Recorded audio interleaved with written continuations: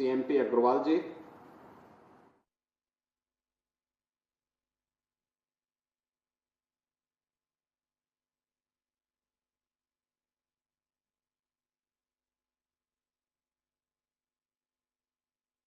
विधायकगण श्री विपिन सिंह जी, श्री प्रदीप शुक्ला जी, श्री महेंद्रपाल सिंह जी, उत्तर प्रदेश महिला आयोग की उपाध्यक्ष श्रीमती चौरू चौधरी जी, आज के इस समारोह में उपस्थित नाथपंथ से संबंधित इस महत्वपूर्ण संगोष्ठी में उपस्थित सभी आधिकारिक वक्तागण, विश्वविद्यालय के सभी सम्मानित आचार्यगण, इस क्षेत्र के सभी अध्येतागण और उपस्थित छात्र छात्राएं, मैं सबसे पहले महायोगी गुरु गोरखनाथ शोधपीठ दीनदयाल उपाध्याय गोरखपुर विश्वविद्यालय और भाषा संस्थान प्रयागराज उत्तर प्रदेश को इस अंतर्राष्ट्रीय संगोष्ठी के लिए हृदय से धन्यवाद देते हुए आज राजभाषा हिंदी का पावन दिवस है, आप सबको मैं इस अवसर पर बधाई देता हूं, आपका अभिनंदन करता हूं। देश को जोड़ने की एक व्यवहारिक भाषा, जिसको इस देश की एक बड़ी आबादी और मैं मानता हूं बहुसंख्यक आबादी जिसे जानती है, पहचानती है और समझती है, वह राजभाषा हिंदी है। राजभाषा हिंदी के बारे में एक बात जरूर है कि इसका मूल देववाणी संस्कृत से है और जब हम भाषा का अध्ययन करते हैं तो दुनिया की जितनी भी भाषाएं हैं, बोलियां हैं, कहीं ना कहीं उनका स्रोत देववाणी संस्कृत में, वह वैदिक संस्कृत हो सकती है, व्यावहारिक संस्कृत हो सकती है, इससे जुड़ती हुई दिखाई देती है। और इसीलिए जब हम इस महत्वपूर्ण संगोष्ठी में यहां उपस्थित हुए हैं तो हमें इस बात को ध्यान में रखना होगा कि हिंदी का इस गोष्ठी से संबंध भारतेंदु हरिश्चंद्र ने अपनी निज भाषा के बारे में जो शब्द व्यक्त किए थे कि निज भाषा उन्नति है सब उन्नति के मूल, तो मुझे लगता है कि यह भाव आज भी हम सबको बरबस हम सबका ध्यान आकर्षित करता है। अगर हमारे भाव और हमारी भाषा ही हमारी स्वयं की नहीं है तो हमारी प्रगति को बाधित करेगी, हर स्तर पर बाधित करेगी। एक बैरियर हमारे सामने होगा हमारी प्रगति के मार्ग पर, और उस बैरियर को हटाने के लिए देश के अंदर आजादी के आंदोलन से लेकर के उसके बाद भी, आजादी के आंदोलन के बाद भी हिंदी को लेकर के जो एक आह्वान हुआ, पिछले 10 वर्ष में प्रधानमंत्री मोदी जी के नेतृत्व में देश के अंदर आई सरकार ने देश को जोड़ने के लिए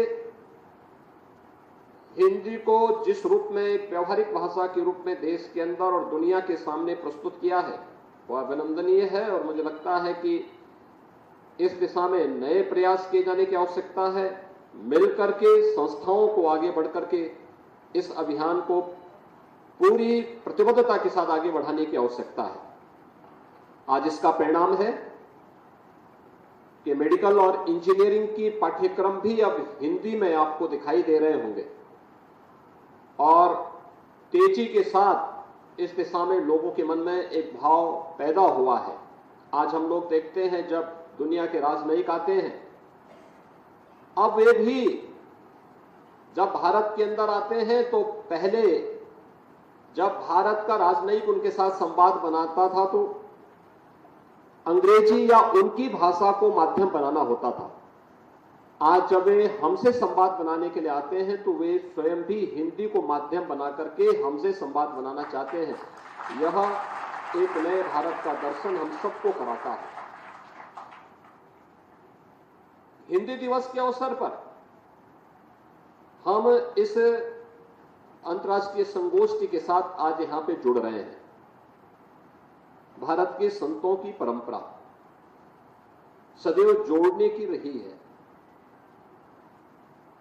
और संतों ने प्राचीन काल से ही, भारत की ऋषि परंपरा ने प्राचीन काल से ही इस समरसता के महत्व को, इस समतामूलक समाज के महत्व को सदैव महत्व दिया है। याद करिए, केरल में जन्मा एक सन्यासी आदि शंकर के रूप में भारत के 4 कोनों में 4 पीठों की स्थापना करता है। आचार्य शंकर जब अपने अद्वैत ज्ञान से परिपूर्ण होकर के आगे की साधना के लिए वे काशी में आए तो काशी में साक्षात भगवान विश्वनाथ ने उनकी परीक्षा लेनी चाहिए और उन्होंने इस बात को देखा कि प्रातः काल जब ब्रह्म मुहूर्त में आदि शंकर गंगा स्नान के लिए जा रहे होते हैं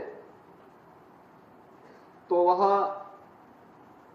सबसे अछूत कही जाने वाली एक सामान्य व्यक्ति के रूप में वह उनके मार्ग के सामने खड़े हो जाते हैं।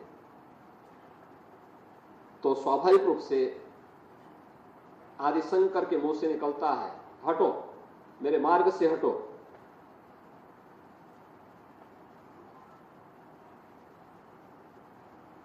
तो सामने से जो चंडाल होता है वह एक प्रश्न पूछता है कि आप तो अपने आप को अद्वैत ज्ञान के मर्मज्ञ मानते हैं, आप किसको हटाना चाहते हैं? आपका ज्ञान क्या इस भौतिक काया को देख रही है, इस भौतिक काया के अंदर बसे हुए ब्रह्म को देख रही है? अगर ब्रह्म सत्य है तो जो ब्रह्म आपके अंदर है वही मेरे अंदर भी है। और इस ब्रह्म सत्य को जान करके अगर आप इस ब्रह्म को ठुकरा रहे हैं तो इसका मतलब आपका ये ज्ञान सत्य नहीं है। तो उन्होंने, वही भौचक थे, एक चंडाल के मुंह से इस प्रकार की बात। उन्होंने कहा कि आप कौन हैं, मैं जानना चाहता हूं। उन्होंने कहा कि जिस ज्ञान व्यापी की साधना के लिए, दुर्भाग्य से वो ज्ञान व्यापी आज लोग उसको दूसरे शब्दों में मस्जिद कहते हैं, लेकिन वो ज्ञान व्यापी साक्षात विश्वनाथ ही है। जिस ज्ञान व्यापी की उपासना के लिए आप केरल से चल करके यहां आए हैं, मैं उसका साक्षात स्वरूप विश्वनाथ हूं। तो वह उनके सामने नतमस्तक होते हैं और उन्हें इस बात का पश्चाताप होता है कि नहीं, ये जो भौतिक अस्पृश्यता है यह न केवल साधना के मार्ग का सबसे बड़ी बाधा है, बल्कि राष्ट्रीय एकता और अखंडता की भी सबसे बड़ी बाधा है। और इस बड़ी बाधा को अगर हमारे समाज ने समझा होता तो देश कभी गुलाम नहीं होता, कभी गुलाम नहीं होता। भारत की संत परंपरा ने कभी भी इस बात को महत्व नहीं दिया। उन्होंने हमेशा समरस समाज पर जोर देने का प्रयास किया। दूसरे संत रामानंद जी के बारे में आप देखें, रामानंद जी ने भारत की उपासना विधि की एक विशिष्ट पद्धति को आगे बढ़ाया। लेकिन इस विशिष्ट पद्धति के साथ साथ उन्होंने कहीं छुआछूत और अस्पृश्यता को कभी महत्व नहीं दिया, कभी भी उसको महत्व नहीं दिया। उन्होंने भी इस पर जोर दिया, और वह जोर था उनका भी उस समय के समाज को जोड़ने के लिए। एक तरफ रविदास उनके शिष्य बनते हैं, दूसरी तरफ कबीरदास उनके शिष्य बनते हैं। एक लंबी परंपरा उस समाज से है जिसे आज भी समाज का एक तबका अछूत मानता है। यानी कभी भी इस बात को महत्व नहीं दिया गया कि समाज में हम छुआछूत और अस्पृश्यता को महत्व दें। भारतीय संत समाज ने, भारत की ऋषि परंपरा ने इसे महत्व नहीं दिया, और वही नाथ पंथ की परंपरा भी, महायोगी गुरु गोरक्षनाथ की परंपरा के बारे में अगर आप देखेंगे तो जाति, मत, मजहब, क्षेत्र, भाषा, इस पूरी परंपरा ने कभी भी अनादर नहीं किया, सबको सम्मान दिया, सबको जोड़ने का प्रयास किया। यानी केवल आध्यात्मिक रूप से एक व्यवहारिक धरातल पर उतरा हुआ एक ऐसा उपासना विधि थी जिसने एक और काया की शुद्धि पर ध्यान दिया और उसके माध्यम से आध्यात्मिक उन्नयन के मार्ग को प्रशस्त किया, तो दूसरी तरफ समाज को जोड़ने के लिए भी समरस समाज के माध्यम से समाज के प्रत्येक तबके को अपने साथ जोड़ने का काम भी किया। और उन सब बातों का अगर उल्लेख हमें देखना हो, करना हो, तो गोरखवाणी की जो शब्दी हैं, उनके जो दोहे हैं, गोरखवाणी के जो अलग अलग प्रकार की गोरखनाथ जी की जो वाणियां हैं, उनको अगर हम देखेंगे तो आपको बहुत सारे ऐसे तथ्य और तत्व उसमें मिलेंगे जो बरबस हमारा ध्यान आकर्षित करते हैं, और उन सब बातों से इस बात को आप प्रमाणित कर सकते हैं कि गोरखनाथ जी ने अपने समय में इस समाज को जोड़ने के लिए, आध्यात्मिक उन्नयन के लिए, राष्ट्रीय एकता और अखंडता के लिए उस समय उनके द्वारा रची गई शब्दी, पद, दोहे, ये सभी हम सबका ध्यान आकर्षित करती है।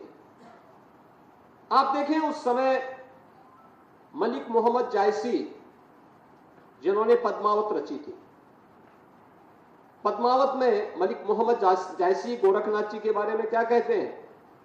वे कहते हैं, बिन गुरु पंथ न पाइए, भूले सोचो भेंट, जोगी सिद्ध होई तब जब गोरख सो भेंट। ये मलिक मोहम्मद जायसी बोलते हैं। और संत कबीर के बारे में भी अगर आपको देखना है, तो उन्होंने भी इस बारे में, गोरखनाथ जी की योग पद्धति के बारे में जो बातें कही कि गोरख सोई ज्ञान कम कहे, महादेव सोई मन की लहे, सिद्ध सोई चो साधे इति, नाथ सोई चो त्रिभुवन जति। कबीर ग्रंथावली में संत कबीर भी इस बात का उल्लेख करते हैं, और तुलसीदास जी तो उससे भी आगे बढ़कर के इस बात को कह देते हैं कि गोरख जगायो जोगो और भगति भगायो लोगो। इस बात का उल्लेख उनके द्वारा भी की जाती है। अगर हम हिंदी दिवस पर हिंदी साहित्य के बारे में जब चर्चा करते हैं, तो पूरी संत साहित्य से ये परंपरा आगे बढ़ती है, और संत साहित्य की आधारशिला महायोगी गोरखनाथ का साहित्य दिखाई पड़ता है। उस पर शोध और उन कार्यक्रमों को हम आगे बढ़ाएंगे तो आपको दिखाई देगा वे शब्दी, वे पद हिंदी साहित्य के, जिन्हें संकलन भी हिंदी के एक मूर्धन्य विद्वान डॉक्टर पीताम्बर दत्त बड़थवाल ने गोरखवाणी के रूप में किया है, और जिसके लिए हिंदी की पहली डी.लिट की उपाधि डॉक्टर पीताम्बर दत्त जो प्रथाओं को प्राप्त होती है, यह हम सबका ध्यान आकर्षित करती है। और इसीलिए सबसे पहले हिंदी दिवस के अवसर पर इतनी बड़ी संगोष्ठी,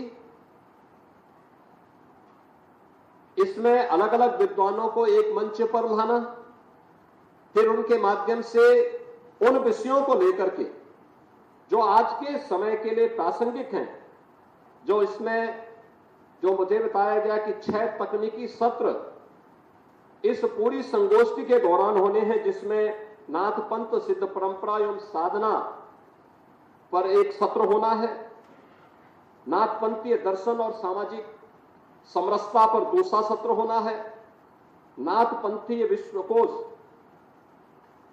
दुनिया के अंदर, देश के अंदर अलग अलग क्षेत्रों में कहां कहां पर, जैसे अभी प्रोफेसर श्री प्रकाश मणि त्रिपाठी जी कह रहे थे, वे मध्य प्रदेश में इंदिरा गांधी राष्ट्रीय जनजाति विश्वविद्यालय के कुलपति के रूप में उन्हें अमरकंटक में पिछले कुछ समय से कार्य करने, वहां रहने का अवसर प्राप्त हुआ। अनेक ऐसे स्थल उस क्षेत्र में उनको देखने को मिले हैं जो गांव या कस्बे जो गोरखपुर के नाम पर या गोरखनाथ जी के नाम पर वहां पर रखे गए। ऐसे ही आप देश के अंदर अलग अलग स्थानों पर जाएंगे। अभी पिछले दिनों मुझे अयोध्या में कन्याकुमारी, यहां से आपके रामेश्वरम से आए हुए एक संत के कार्यक्रम में जाने का अवसर प्राप्त हुआ। उन लोगों ने अयोध्या में एक मंदिर का निर्माण कराया था, उसमें मुझे बुलाया था, मैं गया था। बहुत उच्च कोटि के आध्यात्मिक संत हैं और उन्होंने मुझे वहां पर आमंत्रित किया था, मैं गया था। उन्होंने मुझे कुछ तमिलनाडु के सुदूर किनारे वहां पर गोरखनाथ जी से जुड़े हुए स्थलों का एक प्राचीन साहित्य के कुछ मुझे पांडुलिपियां उपलब्ध करवाई। उन्होंने कहा कि देखिए, हम लोग जब वहां जंगलों में जाते हैं, देखते हैं, तो मुझे यह कुछ मंदिर मिले हैं जो साहित्य के साथ साथ आज भी वहां पर इस रूप में अवस्थित हैं। और ये गोरखनाथ जी का ये प्राचीन मंदिर, ये साधना स्थली किस रूप में वहां पर स्थित है। सैकड़ों वर्ष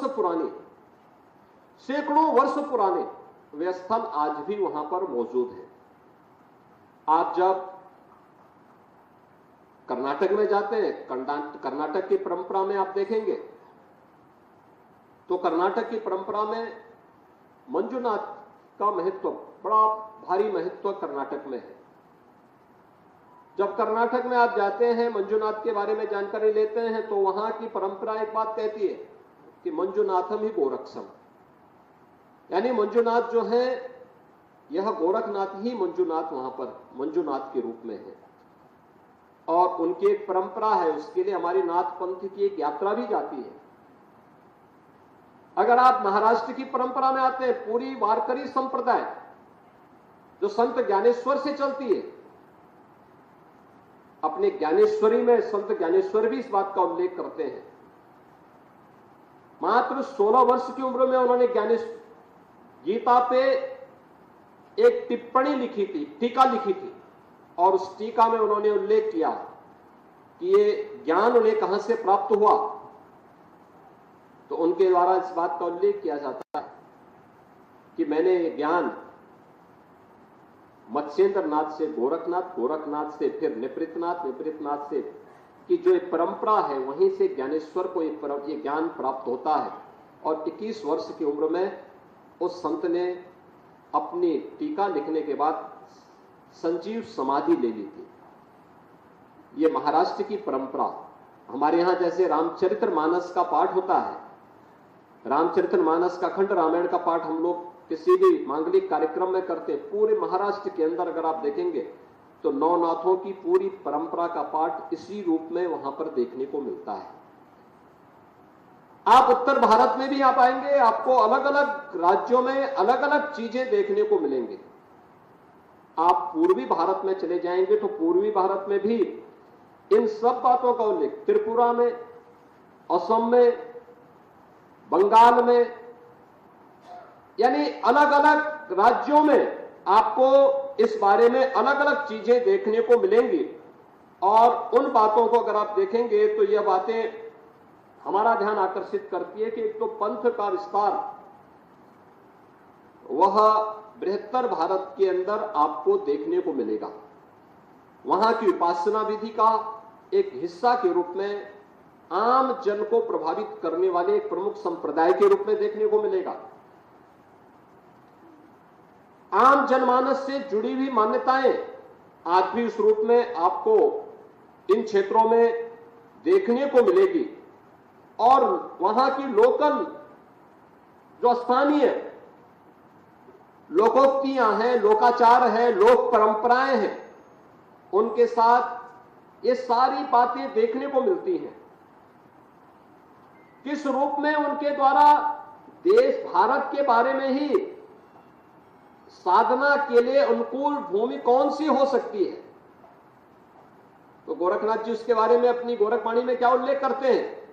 वे कहते हैं, अवधू पूर्व दिशि व्याधि का रोग, पश्चिम दिशि मृत्यु का शोक, दक्षिण दिशि माया का भोग और उत्तर दिशि सिद्ध का जोग। यानी देश के अंदर चार अलग अलग, पूर्व पश्चिम उत्तर दक्षिण, इन चार कोनों में अगर आप देखेंगे तो सिद्धि के लिए, साधना के लिए सबसे उपयुक्त भूमि कौन सी है, इसका उल्लेख उनके द्वारा इस पूरे भारत की भौगोलिक स्थिति के बारे में उनके द्वारा गोरखवाणी में किस रूप में कर दी गई है, यह हम सबका ध्यान आकर्षित करती है। अगर आप साधना पद्धति के बारे में भी उनकी देखेंगे, योग की साधना के लिए क्या तत्व आवश्यक है, किस रूप में हमें उस क्षेत्र में आगे करना है। हम सामान्यतः अष्टांग योग की बात करते हैं। अष्टांग योग में महावीर गोरखनाथ जी ने या महर्षि पतंजल ने अपने दर्शन में जिस अष्टांग योग की बात की, यम और नियम के बारे में गोरखनाथ जी कहते हैं, भाई ये तो सामान्य अंतःकरण और बाह्य रूप से शुद्धि के माध्यम है, और ये हर व्यक्ति के, एक मनुष्य को मनुष्य कहलाने का अधिकारी वह तभी है जब वह अंतः और बाह्य शुद्धि दोनों पर ध्यान दे। अगर शुद्धि ही नहीं है तो फिर एक मनुष्य और एक पशु में अंतर करना बहुत कठिन है। लेकिन उन्होंने काया शोधन की एक विशिष्ट पद्धति को भी इसके साथ महत्व दिया, और उस काया शोधन की पद्धति को उन्होंने बाद में हठयोग के रूप में परिवर्तित करके प्राणों की साधना के रूप में एक सामान्य जनमानस के लिए अत्यंत उपयोगी बनाया, जो लोक व्यवहार में प्रत्येक उम्र के व्यक्ति के लिए, किसी भी जाति मत मजहब के व्यक्ति के लिए साधना की उच्च कोटि की साधना में प्राप्त करने का एक माध्यम बन सकती है। और इसके लिए उन्होंने अनेक बातें कही। अक्सर आप देखते होंगे कि व्यक्ति बहुत कभी कभी अनियमित दिनचर्या भी उसके स्वास्थ्य पर विपरीत असर डालता है। उन्होंने गोरखवाणी में भी इसका उल्लेख किया है कि उन्होंने इसके बारे में भी कहा, थोड़ा बोले थोड़ा खाई, तिस घटी पवना रहे सहमाई, गगन मंडल में अनहद बाजे बाजे, दंड पड़े तो सदगुरु लाजे। यानी थोड़ा बोलिए, थोड़ा खाइए, तो शरीर केवल खाने भर से ऐसा नहीं हो जाना चाहिए कि वह फिर आपको श्वास भी न ले पाए। श्वास लेने की स्थिति भी शरीर की होनी चाहिए। यह यानी एक सामान्य सी बात है। नियमित और संयमित दिनचर्या व्यक्ति के जीवन में कैसे उसको एक नई दिशा दे सकती है, इसका उल्लेख भी उन्होंने अपनी पूरी जो शब्दी हैं, जो पद उनके हैं, उन सब में हम सबको देखने को मिलता है। आज का समय, आज के समय के लिए अगर आप गोरखनाथ की इस परंपरा को देखेंगे, आज वो परंपराएं लगभग लुप्त प्राय से दिखती हैं, कुछ सामान्य स्थलों पर हम लोगों को देखने को मिलती है। लेकिन एक समय था जब देश के अंदर बाहरी आक्रमण होने शुरू हो गए थे। उस समय बटी हुई ताकत, विभाजित समाज, उसका मुकाबला करने में अपने आप को असमर्थ पा रहा था। पूरब की ओर से आने वाले इन हमलों को रोकने के लिए उस समय, अगर आप पंजाब की परंपरा में देखेंगे, सिंध की परंपरा में देखेंगे, तो वहां पर यह मान्यताएं हैं कि गोरखनाथ जी ने उस समय वहां के समाज को जागरूक करके इस सारंगी वादन के कार्यक्रम को उसी समय गायन के माध्यम से जन जागरण और उसके माध्यम से समाज को जागरूक करके विदेशी हमलों से जागरूक करने के लिए एक बड़े उपक्रम के रूप में इन्होंने इसका उपयोग किया था। यानी एक संत, एक योगी देश को उन बाह्य खतरों से अवगत करा रहा है। तो मुख्यमंत्री योगी आदित्यनाथ को आप सुन रहे थे, संबोधन उनका आप सुन रहे थे, लेकिन यहां रुकेंगे एक छोटे से ब्रेक के लिए। खबरों का सिलसिला जारी है, आप देखते रहिए इंडिया न्यूज।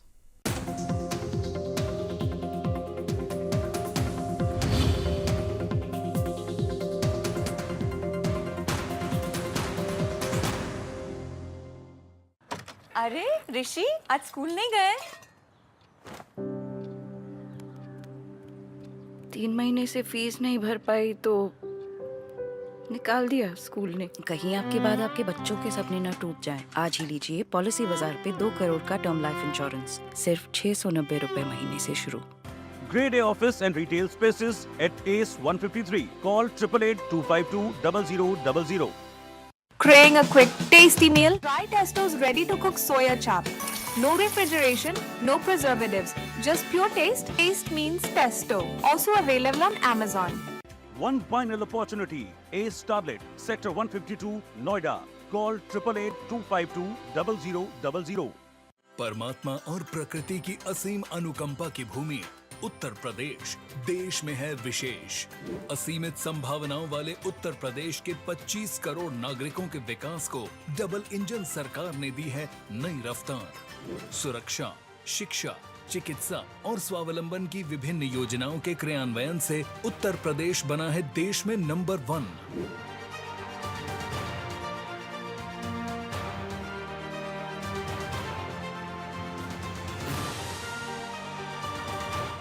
गरीबों को मुफ्त राशन, जरूरतमंदों को पक्का आवास, सर्वाधिक शौचालय निर्माण, निशुल्क गैस कनेक्शन का उपहार और एमएसएमई क्षेत्र में अग्रणी राज्य है नया उत्तर प्रदेश।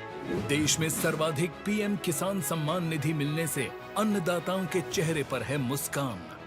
नए भारत में नंबर 1 उत्तर प्रदेश, जन कल्याण में विशेष। Grade A office and retail spaces at ACE 153. Call 888-252-0000. बयान, हंगामा, दावे, ये सब कहाँ सच बतलाते हैं?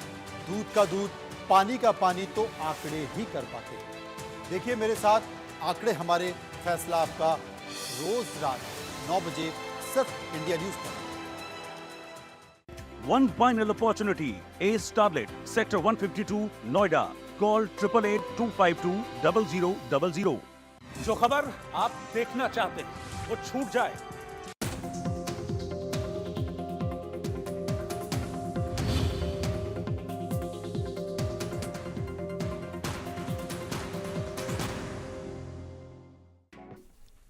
और चलिए ब्रेक के बाद एक बार फिर से रुक कर लेते हैं गोरखपुर का, जहां पर सीएम योगी आदित्यनाथ मौजूद है। सभा को संबोधित करें, क्या कुछ कह रहे हैं वो सुनिए।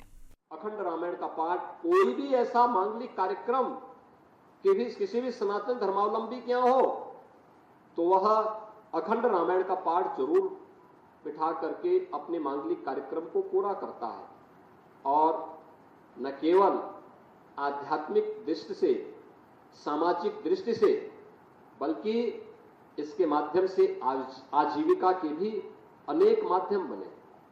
कथावाचकों की एक परंपरा, एक लंबी परंपरा जो अखंड रामायण के पाठ के साथ जुड़े हुए हैं, एक लंबी परंपरा जो रामलीलाओं के मंचन के माध्यम से इन कार्यक्रमों के साथ जुड़ते हैं, यानी एक समग्र समाज के निर्माण के लिए एक ग्रंथ किस रूप में उपयोगी बनता है। और मुझे लगता है कि पूज्य वही होगा जो हर प्रकार से उपयोगी हो पाएगा। और रामचरितमानस इसीलिए हमारे लिए पूज्य बना क्योंकि इसने आध्यात्मिक उन्नयन के साथ साथ जीवन के उन चारों पुरुषार्थों को अपने साथ समेट करके रखा है। धर्म भी है तो अर्थ भी है, काम भी है तो मोक्ष भी है। इन सबको जोड़ने की सामर्थ्य इन जैसे पवित्र ग्रंथों में जो स्थानीय भाषा में रचे गए और जिन्होंने देश काल और परिस्थिति को की सीमाओं को पार करते हुए दिगंत तक इस आवाज को गूंजायमान किया, जो तत्कालीन शासन सत्ता के कानों में भी गूंजने का काम किया था। और उन्होंने उस समय तुलसीदास जी को भी बहुत कुछ कहा, बहुत कुछ लोग लालच देने का प्रयास किया, लेकिन उससे अछूते रह करके वह अपनी दिशा में निरंतर आगे बढ़े। और इसीलिए आज तुलसीदास हम सबके लिए पूज्य बन पाए। आज के इस अवसर पर जब हम लोग नाथ पंथ से जुड़ी हुई इस महत्वपूर्ण संगोष्ठी के साथ जुड़े हुए हैं, यह गोरखपुर वासियों का सौभाग्य है कि महायोगी गुरु गोरक्षनाथ जी ने एक लंबे समय तक गोरखपुर की इस पावन धरा पर अपनी साधना की थी, अपनी साधना से इसे पवित्र किया था। और आज भी उनकी पावन साधना स्थली, उनसे जुड़े हुए उस समय के जुड़े हुए उनके वे चिन्ह आज भी यहां पर मौजूद हैं। उस परंपरा में आपने देखा होगा विश्वविद्यालय का कुल गीत की शुरुआत ही वहीं से होती है। तो यह संगोष्ठी भी निश्चित ही इस दिशा में, चाहे वह संतों ऋषि परंपरा का प्रतिनिधित्व करने वाली बने, चाहे वह भारतेंदु हरिश्चंद्र की निज भाषा और उन भावनाओं का प्रतिनिधित्व करने वाला बने, चाहे वह आध्यात्मिक उन्नयन से जुड़ा हुआ मामला हो या फिर आजीविका का माध्यम, ये सभी एक दूसरे के पूरक बन सकते हैं, बशर्ते हम भी उनके प्रति उसी पवित्र भावना के साथ आग्रही बने। मैं इस पूरी संगोष्ठी के प्रति अपनी शुभकामनाएं देता हूं, आयोजकों को हृदय से धन्यवाद देता हूं और मुझे पूरा विश्वास है कि इससे जुड़े हुए कुछ व्यवहारिक पक्ष को भी हम प्रभावी ढंग से सामने रखने का कार्य करेंगे, क्योंकि केवल भाषण नहीं बल्कि उसके व्यवहारिक पक्ष को भी हम वहां जहां तहां बिखरे पड़े उन चीजों को भी समेटने का काम कर सकेंगे। कहीं पे चित्रों के माध्यम से हो सकता है, कहीं पे उन सब कार्यों के माध्यम से जो पहले परंपरा का हिस्सा था, आज वह एक प्रकार से लोग उससे अलग हटने का काम कर रहे हैं। उन चीजों को अगर हम जोड़ सकेंगे तो आने वाली पीढ़ी के लिए एक नई प्रेरणा का काम कर सकता है। और मुझे लगता है कि महायोगी गुरु गोरखनाथ शोधपीठ यहां पर कार्य करना तो प्रारंभ की है, लेकिन कार्य करने के साथ ही यह भी हमें सुनिश्चित करना होगा, नाथ पंथ का जो इंसाइक्लोपीडिया आप बना रहे हैं, उन इंसाइक्लोपीडिया में देश और दुनिया में कहां-कहां के साहित्य में इसके तत्व मौजूद हैं, उसको इकट्ठा करना, नेपाल में, अफगानिस्तान में, बांग्लादेश में, पाकिस्तान में, तिब्बत में, वहां के साहित्य में बहुत कुछ आपको प्राप्त होगा। भारत के अंदर उत्तर से लेकर दक्षिण तक, पूरब से पश्चिम तक पूरा साहित्य हर भाषा का भरा पड़ा है। उसे ला करके उस भाषा के साथ साथ उसे हिंदी और संस्कृत में भी और अंग्रेजी में भी अगर हम उस विश्व कोश को बना सकें, उसको संरक्षित कर सकें, इसके अलावा वे चिन्ह जो नाथ योगियों के द्वारा उस समय अपने जीवन पद्धति का हिस्सा और साधना पद्धति का हिस्सा बनाया जाता था, उसको भी हम कहीं से कलेक्ट कर सकते हैं। पुराने आश्रमों में होंगे, पुराने मठ और मंदिरों में होंगे, नहीं होंगे तो उनकी रिप्लिका हमें तैयार करनी चाहिए, उनके फोटोग्राफ मंगवा करके उसकी रिप्लिका तैयार करके एक म्यूजियम के रूप में भी हम प्रदर्शित कर सकेंगे, तो बहुत सारी चीजें उपयोगी हो सकती हैं।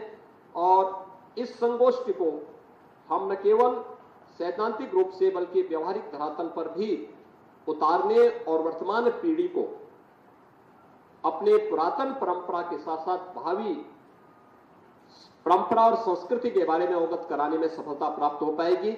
मैं एक बार फिर से नाथपंथ पर आयोजित इस संगोष्ठी के लिए दीनदयाल उपाध्याय गोरखपुर विश्वविद्यालय को, भाषा संस्थान को अपनी हृदय से बधाई देते हुए शुभकामनाएं देता हूं और विश्वास करता हूं कि यह संगोष्ठी अपने लक्ष्यों को प्राप्त करते हुए आगे बढ़ेगी और आम जनमानस में भारत के संतों, योगियों, ऋषियों की परंपरा को आगे बढ़ाने में मददगार साबित होगी। आप सबके प्रति मेरी शुभकामनाएं। धन्यवाद। जय हिंद।